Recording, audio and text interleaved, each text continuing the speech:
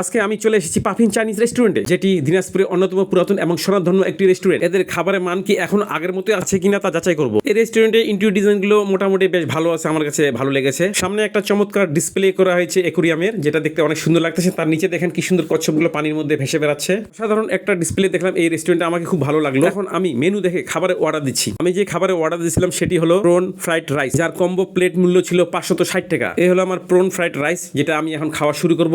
এই prawn fried রাইসের সাথে আমি নিয়েছিলাম 1 পিস চিকেন ফ্রাই। এখন আমি প্লেটে নিয়ে খাওয়া শুরু করব। দেখতে পাচ্ছেন আমি খাওয়া শুরু করছি। তারপর আমি এই খাবারের মান সম্পর্কে আপনাদেরকে অবগত করব। এখন আমি খুব আনন্দের সাথে খাওয়া শুরু করছি। দেখতে পাচ্ছেন আমি একটা প্রন নিয়ে খাওয়া শুরু করলাম। প্রনগুলো আসলে অনেক টেস্টি, অনেক সুস্বাদু ছিল এবং নরম ছিল। মশলাটা পরিমাণ মতো ছিল বলে আমার কাছে অনেক ভালো লেগেছে। তারপর আমি চিকেন ফ্রাই লেগ পিসটা খাওয়া শুরু করলাম। এটি অনেক ক্রিস্পি এবং অনেক টেস্টি ছিল, যেটা আপনাদেরকে বলে বুঝাতে পারবো না। চিকেন ফ্রাইগুলো অনেক নরম ছিল এবং অনেক সুস্বাদু ছিল, যেটা দেখে বুঝা পাচ্ছেন হাড্ডিগুলো সহজে ভেঙে যাচ্ছে। খাবারের মান আগের মতো রয়েছে, কোনো পরিবর্তন হয়নি। একটা জিনিস খারাপ লাগছে, যেটা ছিল রাইসের মধ্যে যে পরিমাণে প্রন দেখানো হয়েছে, পরে আমি প্রন এত খুঁজে পাইনি। খাওয়া শেষে তারা আমাকে লেবু আর গরম পানি দিল হাত ধোয়ার জন্য।